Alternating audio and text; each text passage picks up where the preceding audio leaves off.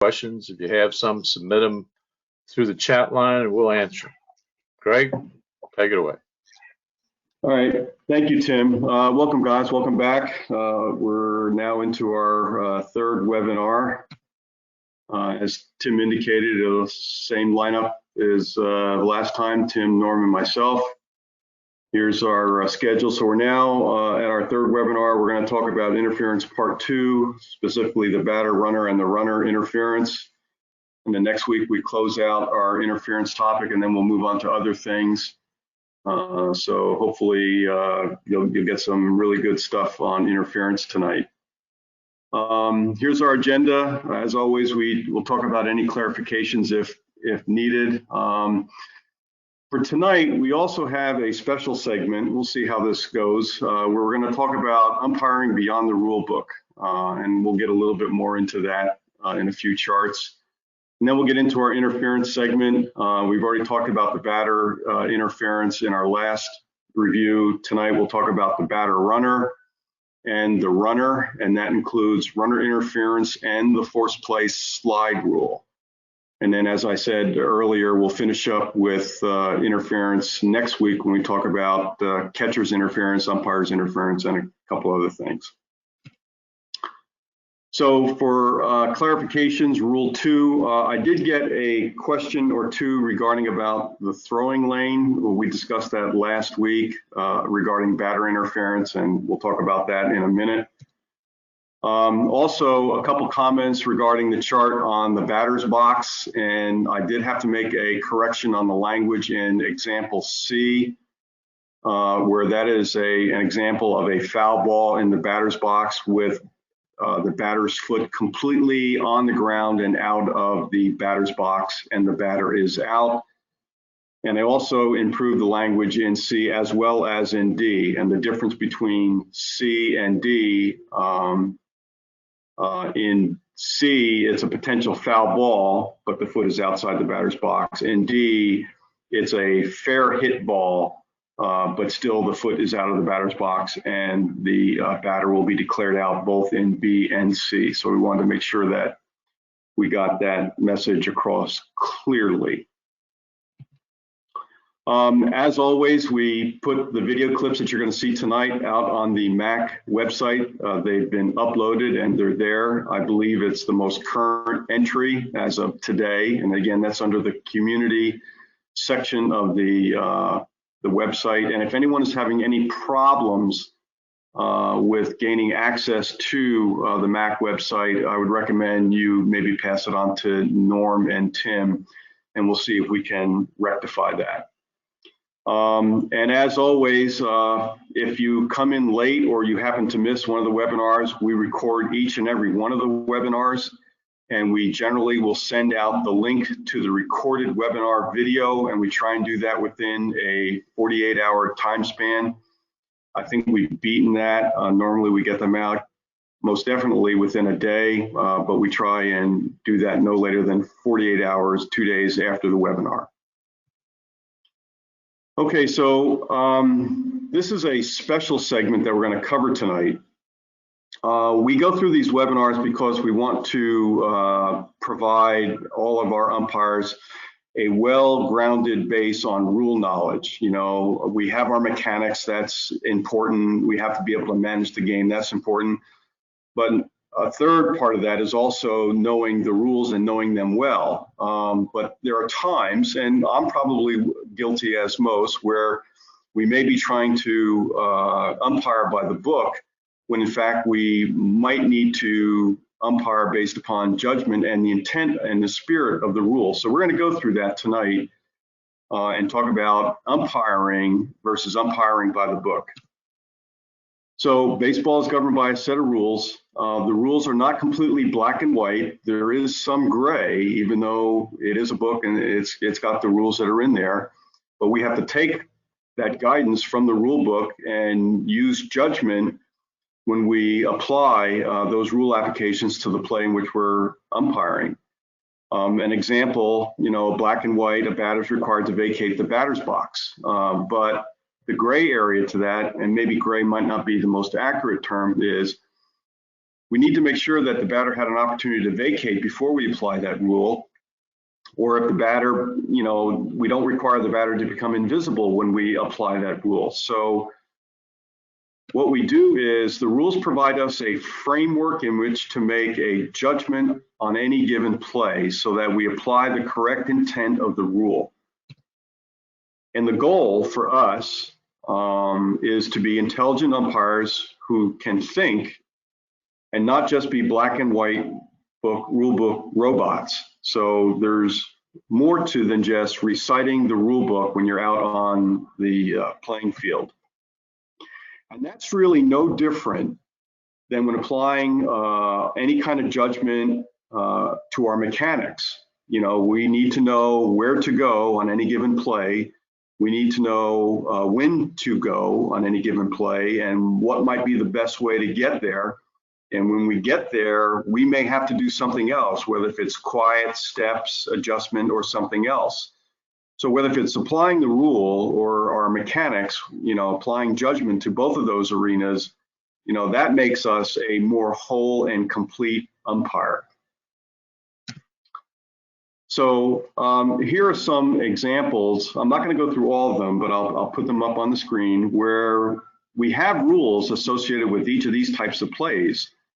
But as these plays develop, we need to then interpret and apply our best judgment on how to apply that particular rule to the play.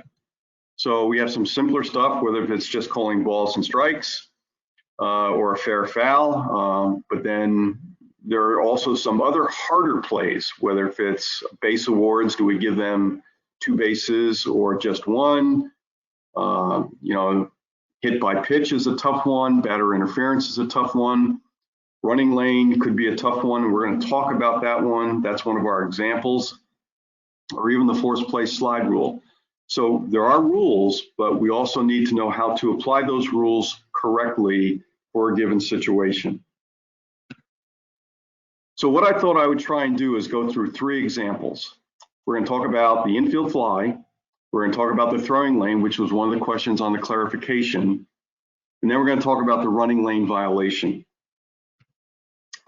So for an infield fly, if you take a look at the rule book talks about that for the infield is defined as that being the diamond, 90 feet square, and the outfield being the outfield.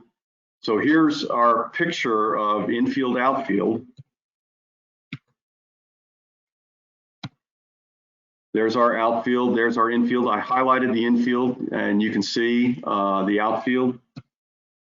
On this particular play, and I put this video up on the MAC website as well. So when you go, you'll actually, it's not included tonight, but if you go to the MAC website, you'll see this video.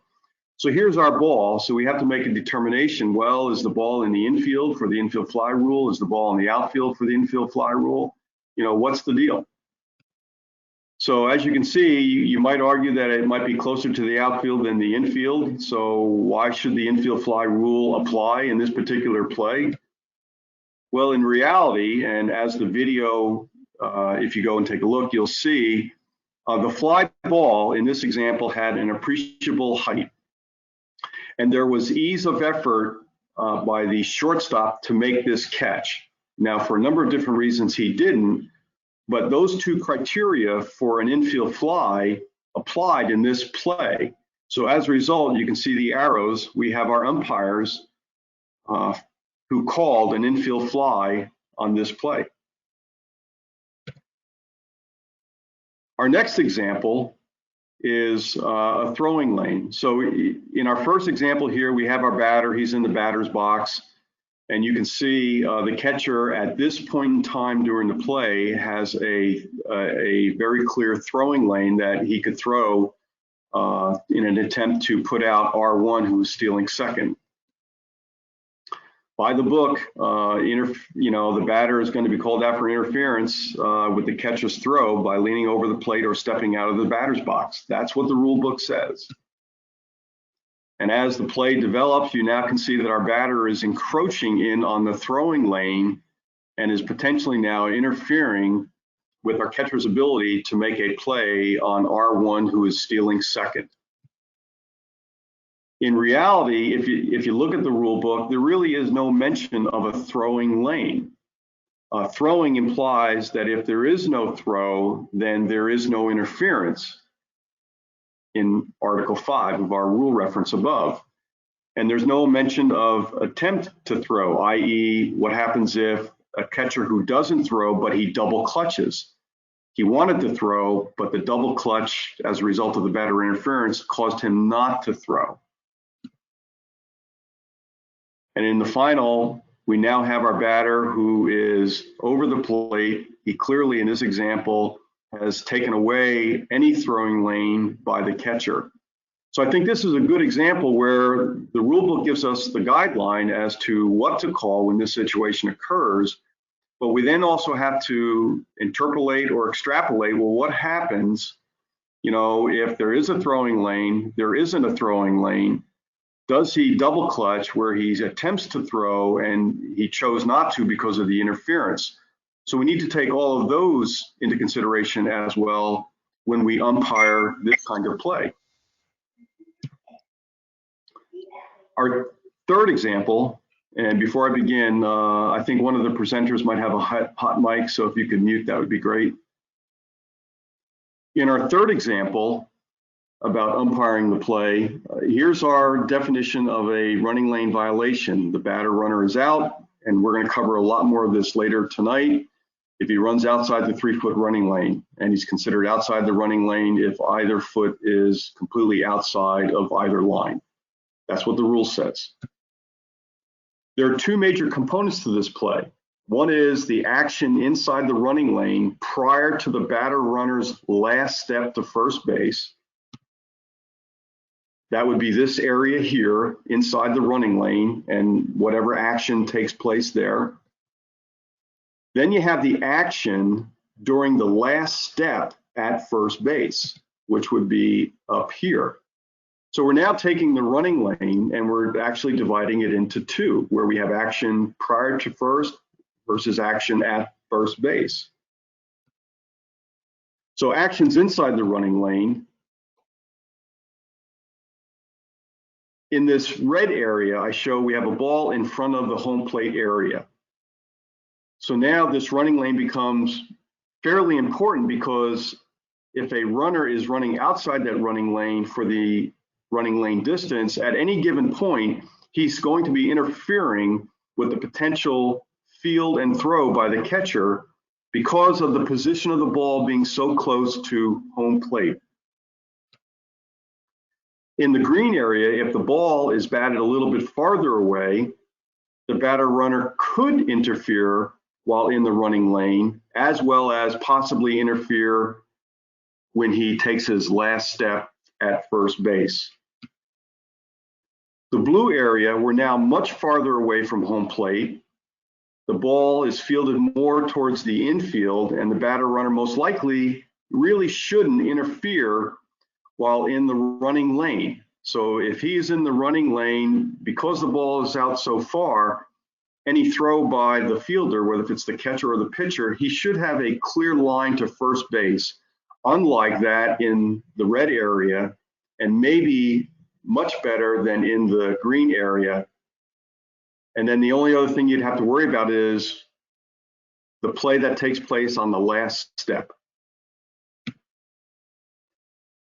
And any collision at first is not necessarily the result of a running lane infraction. That could be a separate and distinct infraction or a possible no call by the umpire. So here are a couple images that I put together. So here we have a ball that is fielded right around the front of home plate area. Our runner is going to be running the entire length between the plate and first base outside the running lane. And this is a good example where he most likely will be potentially interfering at any given point while he is in the running lane zone, but outside the running lane. In our second example, the ball is now fielded a little bit farther away from home plate. Our runner is outside the running lane. There is potential for him to interfere. So we would call that if that were the case. And then here's our third example, where now the ball is being fielded fairly far beyond the home plate area. And clearly, even if a batter runner is not in the running lane, he's now outside the running lane as shown in the image, there really shouldn't be any interference on the throw to first base. And again, we're managing the action of the running lane prior to managing whatever action we may have to manage on the last step to first base. So we're cutting this into two. If there's a collision at first, the one thing that you need to remember is, depending upon what you see, you really shouldn't reward an errant throw by the defense. If the defense throws the ball to the first baseman and the throw is in front of the bag and you have the oncoming batter runner, you potentially could have nothing on that play rather than runner's interference. Now, the second half to this is this last step. Was there any intentional interference at the last step by the batter runner? Was there an errant throw by the fielder that took the first baseman into the batter runner's path? Did F3 have possession at the time of the collision? Because remember, if not, you actually might have an obstruction call. Did the running lane restriction violation really play any role at this point of time in the play? So with the last step component of this running lane violation, we possibly might have interference. And as an example, that would be if the batter runner had intentionally knocked the ball out of the fielder's glove or hand. You potentially could have obstruction by F3, blocking first base without possession of the ball, which he is not allowed to do. Or you could possibly have a no call. The batter runner was doing what he needed to do during the last step. The fielder was doing what he needed to do to field the ball, and you may have a no call. So with that, the purpose of this segment was to try and show that we do have a rule book, we do have a set of guidelines, rules that we have to apply, but we need to make sure that we interpolate, we extrapolate, and we use good judgment when we apply those rules to the given play that we are now umpiring. So that's our first segment. So with that, I'll stop and see if there are any questions or comments from Tim and Norm before we move on to our main body, which is batter runner interference and runner interference. Guys? I've got nothing. Yeah, there were no questions. There was a question about the audio, but I think the audio is fine. So we're good to go. Okay, great. Okay, now we're going to talk about batter runner interference. This is the time in which the batter's at-bat time is over. He's now become a batter runner and he's advancing to first, second, or third. And then we're going to talk about runner interference. We now have runners on base who are potentially interfering with the fielded ball. So again, here's our disclaimer. A number of the videos, you're going to see you'll actually see 3 or 4 umpires. We're going to ignore all that because at the high school level, for the most part, we're in a 2-man system. And try and ignore the audio, particularly from the announcers. 9 times out of 10, they don't get it right. So we just want to concentrate on what we're seeing in the video and then overlaying the high school rules as applied to that video. We'll start off with batter runner, an overview of batter runner and runner interference. What is batter runner interference? When it interferes with the defense, usually this is going to be around the home plate area or towards first base. Usually the fielders are going to be the pitcher, the catcher, or the first baseman. Then the batter runner is potentially going to interfere with one of those players fielding the ball. Runner interference, we now have runners on base, first, second, or third. And again, while there, they are potentially interfering with a fielder's ability to field a batted ball. In addition to that, we also have illegal slides. So those are the 2 big things with runner interference: interfering with the defense's ability to field the ball and illegally sliding into a base. So for batter runner interference, intentionally interferes with the catcher's attempt to field the batted ball after third strike, or even with a chopper in front of the base, runs outside the 3-foot running lane, and we have examples of both. And we talked a little bit about how to manage the 3-foot running lane violation. For runner interference, there's a lot here on this chart.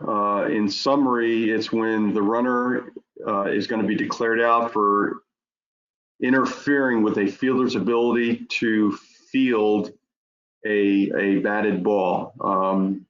The fielder will be protected up to a point, and we'll talk about that.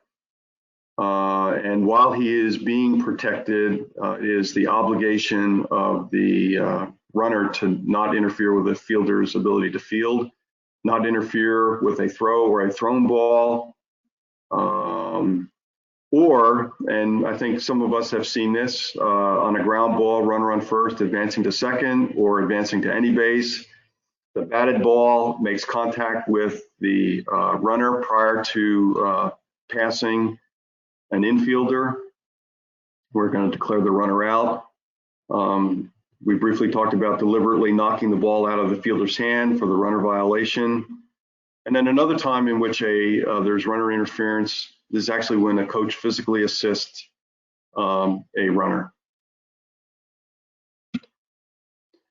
Okay, so that was an overview of batter, runner, and runner. So now we'll spend a few charts talking specifically about the batter runner interference.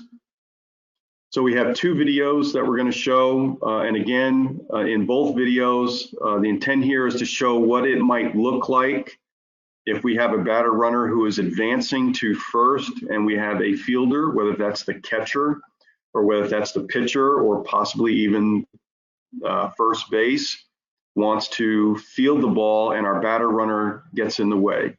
So let's take a look at our first 2 videos.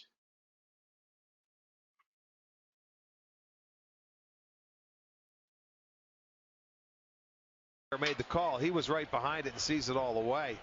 Ed Hickox. Well, see, he's right on the grass there. Yeah, well, a lot of the right-handers run down the grass line, but he was on the inside. That is a correct call. Take a look at it here. At any rate, Abreu's gone on one pitch. Yeah, I think it might have hit his foot. Stepped on it. Yep. Getting over to the 8th, tied at 2.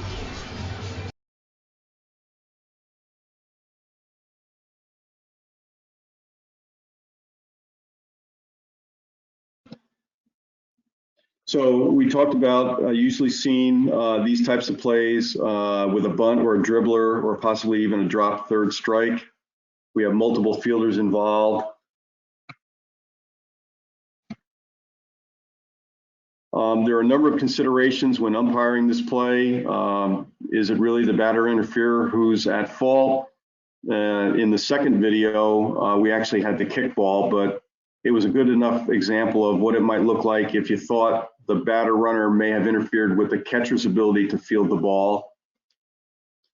We have running lane violations, potentials for these types of plays, so we have to umpire that as well. So there's a lot going on with this type of play, with the potential for batter interference for fielding, as well as other things that might happen as well. If 2 fielders are trying to field the batted ball, we talked about protection earlier. We as umpires are going to have to make a determination, a judgment as to which fielder the umpire, believes has the best chance of fielding the ball or is fielding the ball. And then we as umpires will afford protection to that fielder and that fielder only. If the other fielder were to interfere, that would be the non-fielding fielder, then he potentially could put himself in jeopardy for an obstruction call. So a key nuance here is when you have multiple fielders fielding, we have to determine who's going to be protected and who would not. Now we turn to running lane violation. Again, when the batter runner is out of the 3-foot running lane, and that's the last half distance between home and first.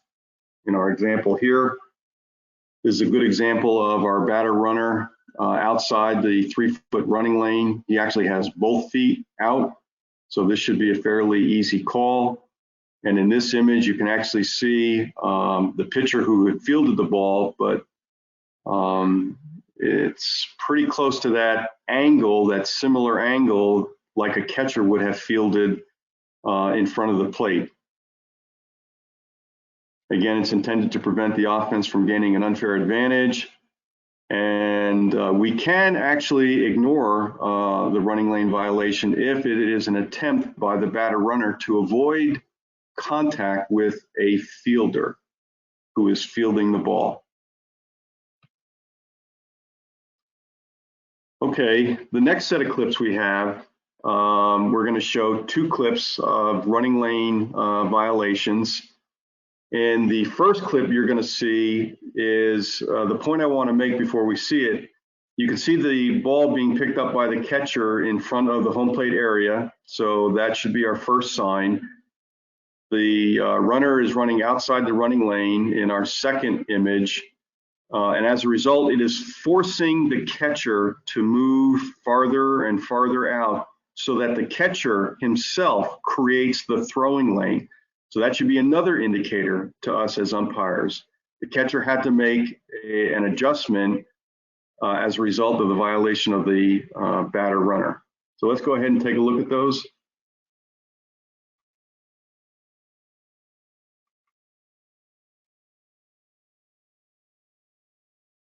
Traditional, he has the stirrups. Bunt attempt out in front of the plate. Joseph fires and off the glove of Davis. And interference is called, and yes, home plate umpire said that he nation. Take a look at the play. The bunt just out in front of home plate. Caleb Joseph not only has to clear the runner, but the bat. Oh yeah, hold all in the field. The clip is an excellent example of runner's lane interference that must be called. The runner ran the entire distance to first in fair territory. Rule 711P states, key to throw the baseball, and it's clear.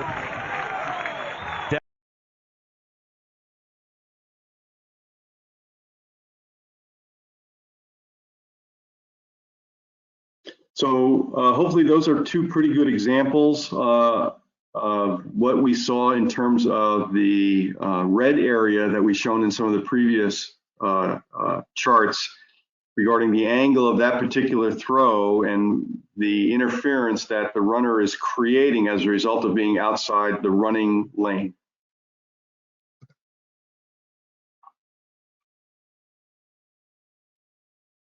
Some people ask about the throw. Is a throw required or not? So here's our, oops. Sorry about that.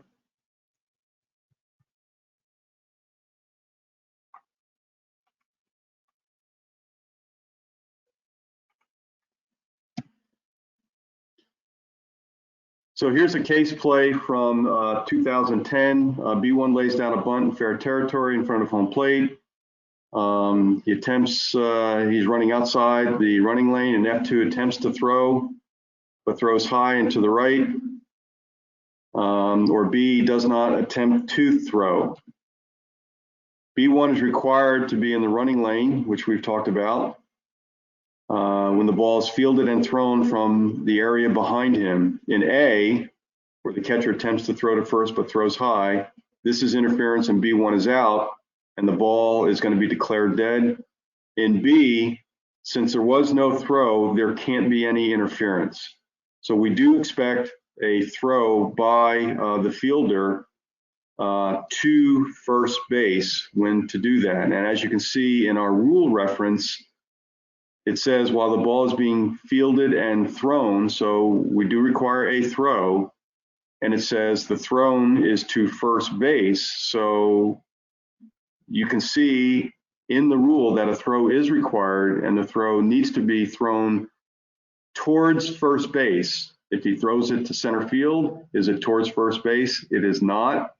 Would that be a running lane violation? It would not. So we need to have some accuracy on the throw to first base. The infraction is ignored again. We talked about earlier, if the fielder is attempting to, or if the runner is attempting to avoid the fielder.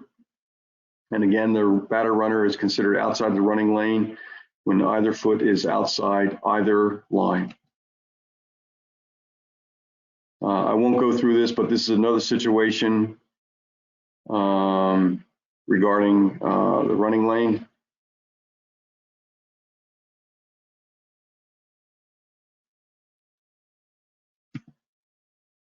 Okay, with that, I'll stop and turn it over to Norm and Tim for any questions or comments.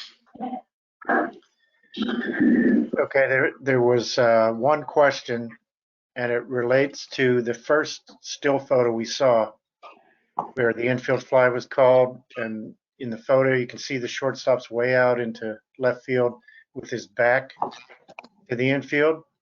Well, if we'd seen the video, like Greg mentioned, the ball was popped up really high, and the shortstop went out into the outfield, turned around and camped under the ball, and at the last second, the left fielder called him off. So the umpires had already declared it an infield fly before the left fielder called him off. So it created quite a stir because it was in a playoff game, but the fact that the shortstop ended up in a weird position in that picture was not an indication of how the play actually developed. And that's the only question we had. Okay, thank you, Norm.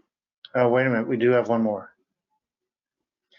One more question. It says, when batter-runner interference is not intentional, when is batter interference not intentional and shouldn't be called? Well, if the batter interferes, intent doesn't matter. So get that, the thought of intentional, not intentional, out of your head. If the batter does something that interferes, you should call it, whether he intended to or not. The guy that stepped on the baseball as he was running toward first, I'm sure he did not intend to do that, but in doing so, he interfered with the catcher's ability to pick it up and make a play. And that's all the questions. All right, thanks, Norm. Okay, so now let's turn our attention to runner interference.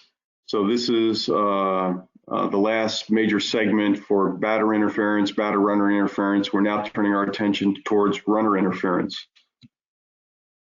A runner is going to be out, and there are a lot of reasons why a runner is going to be out. But the big ones are, again, he's interfering with a throw or a thrown ball.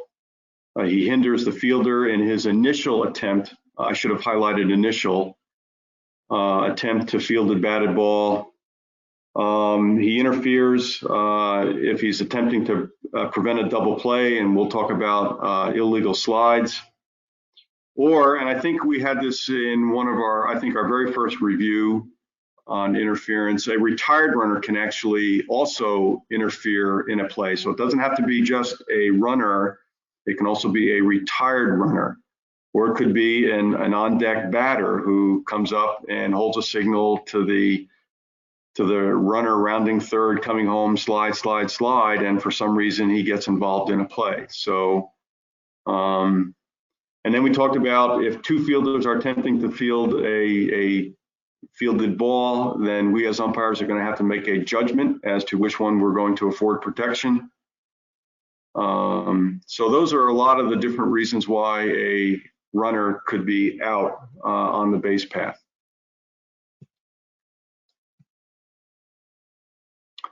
A runner can also be out for not legally sliding or causes illegal contact with a fielder. A runner, when sliding, may slide in a direction away from the fielder. A runner is never required to slide, but if he does slide, then it has to be a legal slide, and we'll talk a little bit about that.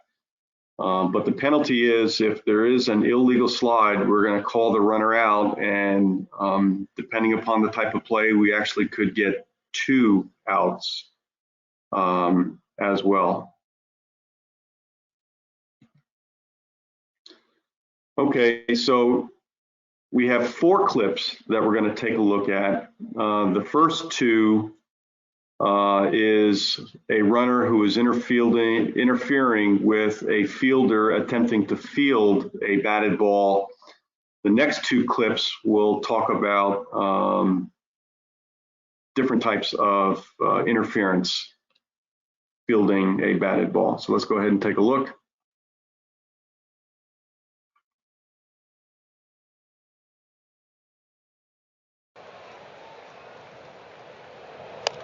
Little squibber hit toward third. And Jace Peterson run into by the base runner, Carrera, and he's going to be called out for interference.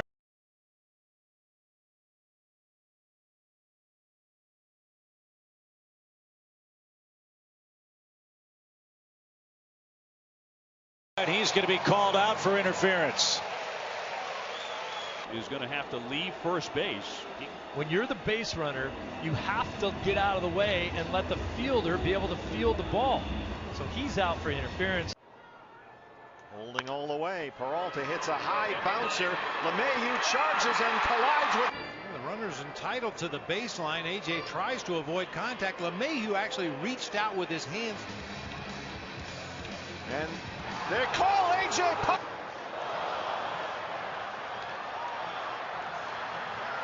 I'm guessing, was the runner behind him as he was making an attempt? Well, it looks like right there, Tulowitzki thought he had the ball and was going to tag him if there was any hindrance to Tulowitzki going after the ball. He was going to turn around right there and tag him. And you know what, Steve? I think the ball hit his glove before Alonso made contact. Let's take a look. Contact, then right there. Yes. So I'm guessing that that is what the umpire, Scott.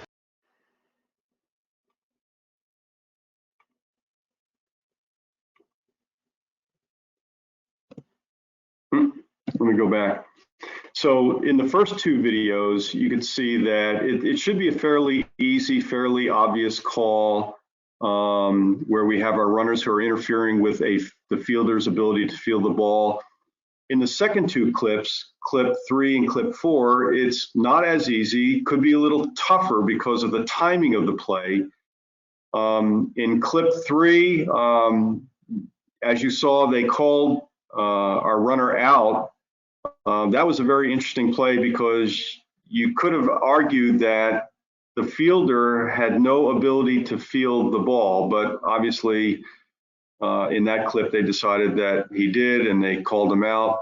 And in our 4th clip, the announcers got it right. He actually had touched the fielded ball, and once he touched the fielded ball, then we had contact. So the only thing that you needed to judge was whether or not that contact interfered with the remaining part of fielding the batted ball. And in that video clip, they chose not to call the runner out for interference.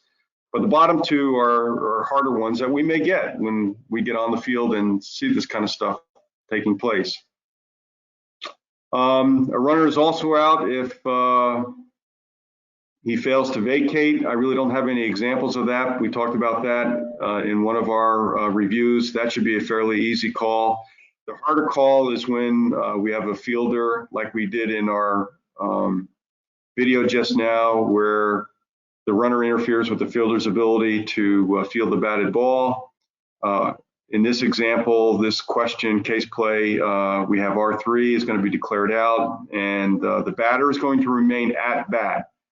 And I believe this is one of our exam questions. We talked about this in a previous review. Okay, now we turn to a different type of runner interference, and that has to do with sliding. Runners are never required to slide, even in a force play situation. That is different from college rules. But these are high school rules. They're never required to slide. But if they do slide, the slide must be legal. Feet or head first is fine. If it's feet first, they got to have one leg and one buttocks will remain on the ground during the course of the slide. Jumping, hurdling, and leaping are all legal to avoid a fielder as long as the fielder is lying on the ground. That's the key component to this rule. He's lying on the ground. If he is, then these things are permissible. Here are the things that are not permissible: rolling, slides, crossbody, or pop-up. Again, it's different in different rule sets, but at the high school level, a pop-up is not legal. If the runner raises his leg higher than the fielder's knee, that is illegal contact. If he goes beyond the base, and for the most part, sliding second and third beyond the base, you may have a slide once in a blue moon to first when they dive head first, but that's rarer. So if they go beyond the base and they make contact or alter the play, that is illegal. The only exception, and this was a rule change within the last 2 years, is home plate. First, second, and third are raised bases. The bases themselves afford the runner the opportunity to stop. Home plate is flat, flush with the surface, so the opportunity to stop is not as prevalent. So they are allowed to slide beyond the base, home plate, not the base, home plate. And contact is legal as long as they don't have any illegal contact with a player beyond home plate. Slashing and kicking, those are illegal as well. And again, diving over a fielder is not allowed. Okay, so when we slide, there are actually two scenarios. You slide as a result of a force play, or you slide as the result of a non-force play situation. And the two are slightly different, and let's go over the differences. On a force play, he must slide within reach of the base with either hand or foot. Or excuse me, on a non-force, it must be within reach. On a force play, the slide has to be in a direct line. Again, this is if they choose to slide. If they choose to slide on a non-force play, within reach is acceptable. If they choose to slide on a force play, then it has to be in a direct line. But for all slides, regardless whether if it's a force play or a non-force play, again, it can't be illegal. We talked about the rolling, crossbody, or the pop-up. Goes beyond the base, as an example A above, the protected area, can't make contact beyond the bag. Slashes or kicks with a fielder. Now, he is permissible to slide away. So whether if it's a force play or a non-force play, if he's sliding away to avoid contact, that is legal. And again, the raised leg higher than the fielder's knee. So again, when sliding, when forced or when not forced, as long as it is within reach, and he can slide away to avoid making contact. If it's a force play, then it has to be in a direct line. And if he doesn't, we're going to declare the runner out. Less than 2 outs, the runner is going to be declared out, as well as the batter runner. This is a safety rule, and some will argue that this is more of a safety rule than a rule violation. Okay, so now, because of the limits and constraints of webinar, I had to take 8 clips and put them into one. So this is going to be about a minute to a minute and a half. So we're going to go through each one of these clips, and then we're going to talk about each clip very briefly at the end of the video. So let's go ahead and play the tape. And this is our last set of videos for the night.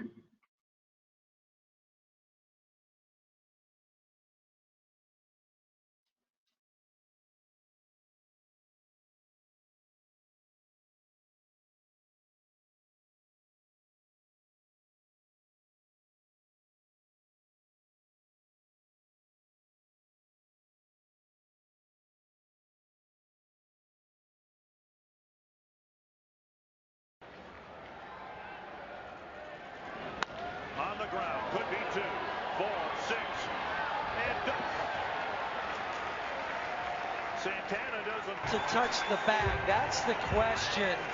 Now he's out there at second. Now does he grab him? He made contact, not, and so it is a triple play for the Rockies.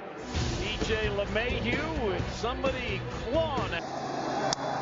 Left side, Seager out at second and set. This high chopper, Seager gets it over. Watch the slide and.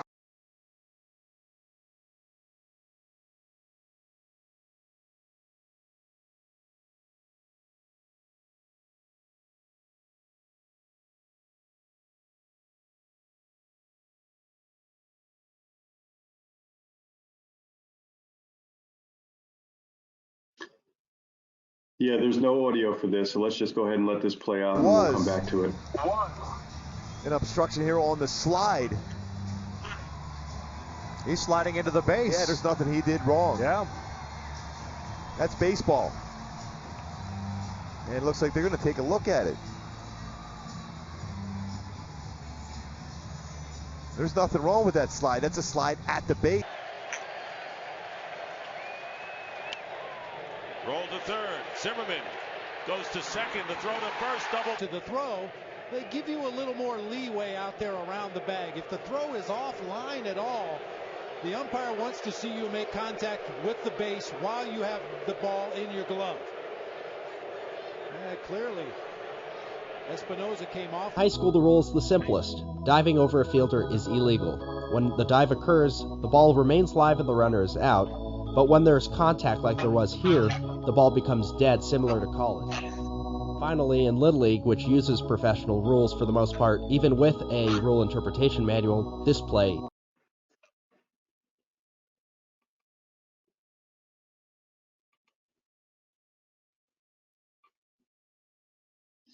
Okay, that was a lot. So what I thought I would do is go through each of the videos that we saw in clip 1 and 2. The intent of those 2 clips was to show hopefully some obvious illegal slide types. So in our first clip, hopefully everyone saw that. That should be an easy call to make, as well as in the second one. But I also wanted to point out in the second one, notice the arms of our runner. So you could argue that not only is he sliding away from the base, but into the fielder, he's also creating a second type of interference violation by raising his arms. But the big thing, the big takeaway out of these is when you've judged the runner was not attempting to advance to the next base, that is a key observable. And in both of these situations, you can pretty much tell that they're not attempting to advance to the base, they're attempting to break up the double play. So that should be one of your major keys when officiating this play. The next 2 clips, okay, now it gets a little harder. So it looks like we have our runners who are sliding to the bag. So now the question is, are they doing anything else? Just like in the previous chart where we have arms, we have hands, we have feet. The runners are required to keep those appendages tight and not use legs or arms to reach out, grab, reach out, and kick, and disrupt the potential play by the fielder. So double play situation, what we want to do is we want to stay on the play as long as possible. Remember, in a 2-man crew, our home plate umpire should also be coming out to help with the interference call. So the base umpire, we have a challenge. We have to stay with this play as long as we can, but we also have an obligation to turn and take the play at first. And when we do that, and if something happens after the fact, after our turn, then hopefully our home plate guy will get that. We want to mentally make the call. We don't have to make the call right away. We take the play at first, then we come back for any potential interference call at second. And when it's not so obvious, like you might have in some of these plays, good timing will allow you to process all the critical information, all the critical elements of the play, and then hopefully make the right call. In our clip number 5, that was at the collegiate level. Remember, we talked about a runner never required to slide, but he can't interfere. On that play, it was judged that even though the runner didn't slide, he still interfered by veering off into the fielder's throwing lane in an attempt to protect the batter runner going to first base. So he was called out for veering into the lane, and him being in the upright position also created the interference. In our second slide, clip 6, and in clip 7, on both of those, a fielder is allowed to be in the base path when making a play, and now it's the obligation of the runner to not interfere. And if there's contact, you potentially could have interference if any component of the slide was illegal, like reaching, grabbing, kicking, or you possibly could have nothing because the contact occurred in front of the bag, and the fielder is permitted to be there. And the last takeaway on this slide, diving, no, that's not permissible at any given point in time. So with that, I'll stop and ask Norm and Tim if they have any comments, and then we'll turn it back to me for a couple things. I don't see any questions, Norm. Yeah, there's a couple here that are, these questions in my mind take us back to one of the first slides where we say there's gray areas in umpiring and we have to apply our judgment. Let me pull one of these up. Okay, and there's a question about the clip where R1 interfered with the first baseman, but the first baseman still catches the ball. The question is R1 out? Per Rule 511E, the ball is immediately dead, or do we not call interference if the ball is caught? Well, the rule cited, as soon as interference occurs, the ball is dead, and interference occurred before the ball was caught. If you allow the catch to stand, then the batter's out and the guy at first base is still on first. If you call interference, the guy on first is out and the batter's still up at bat, which is a bigger penalty for the offense. Taking a guy off base is a bigger penalty. He's the one who interfered. Now, along with that question, though, is a subsequent question that asks about, can you get 2 outs on that? And I don't have at my disposal, immediate disposal. I know there's something in the rule book that if something occurs that prevents a double play, you can call 2 outs. In this particular instance, I don't think you could do that because the runner at first was just kind of standing there, and when he interfered, so he was not running towards second base.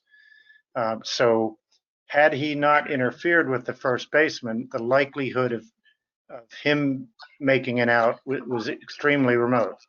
If he didn't interfere with the first baseman, the guy catches it easily, he walks back to first.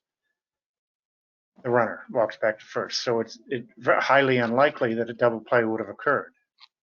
So again, umpiring is science and art. So the art of umpiring is applying a difficult situation properly.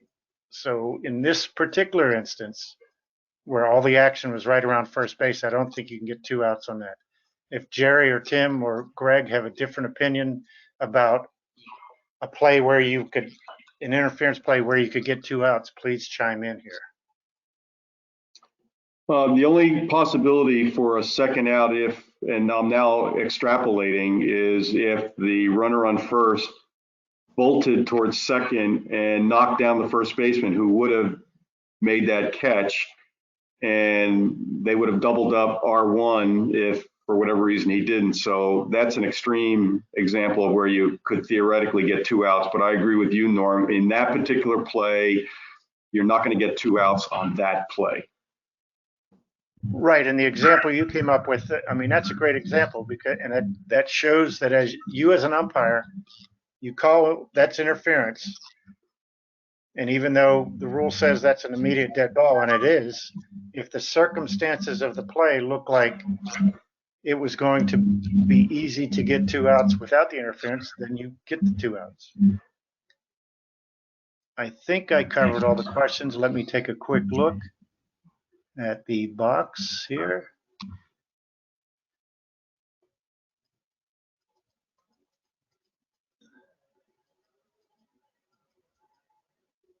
Yeah, there was another question about the same play where, you know, if the guy catches it, do you just decide no harm, no foul? No such thing. If you call interference, it's interference, and then you make the proper award or the proper not award, proper penalty. There was one other question about 1099s, which is not related to the presentation, but 1099s will be an arbiter when they're ready. So that's all I can tell you. I mean, I'm sure they'll be ready according to IRS rules. So when they're ready, they'll be posted. I think that's it for questions. Okay, thanks. All right, let me, okay, so again, here's our schedule. We've now covered 3 webinars, interference part 1, part 2. So next week we have the final chapter for interference, where we'll talk about catcher's interference, which is really an obstruction. No, we'll cover that later. We'll talk about other type of interferences, umpire interference, coach's interference, and correctable situations. So again, tonight, hopefully. Greg, hang on. Your calendar there shows that the next one is on Monday the 3rd. It's actually on Sunday the 2nd. I'm sorry. All right. No, I'm sorry. I'm a month. I'm off by a month. Sorry. It's on Monday the 3rd. I'm going to mute myself here. Okay, so our next one is Monday. So we're now going back to our Monday night for February 3rd. And again, our normal start time is 6:30, and we'll close out interference, and we'll talk about some other things. Hopefully you all had give us some feedback regarding particularly umpiring beyond the rule book, you know, where we try and give you some thoughts as to how to take those rules. We don't want to be black and white umpires. We want to be able to use judgment and applying all that so that we get the call right. So hopefully you found that particular segment informative, as well as batter runner and runner interference. So with that, I'm done. So I'll turn it over to Tim for any final comments, and we'll see you all next week. And again, you all should be getting the thank you note from webinar for attending. And in that note, you should also be getting the link to the next webinar. So hopefully you'll get that, and that note will come out. And again, the videos for this webinar hopefully will come out within the next 48 hours. And with that, I thank you very much. Please send in any comments or questions to Norm, myself, or Tim. And Tim, over to you. Okay, Greg, thanks a lot for tonight. Very informative. Good job. Norm, good responses on the questions. I remind everybody that we have our first association meeting tomorrow night. Be prepared to pay your dues if you hadn't done so already. And we'll see you then. So until the next webinar, everybody be safe. Anything, Norm? No, that's good. Okay, good night, everybody. All right, thank you, Tim. And Tim, if you and Norm and Jerry could hang on, and if I could ask the rest of the participants to go ahead and log off, and we'll see you next week. Thank you. Stop the recording.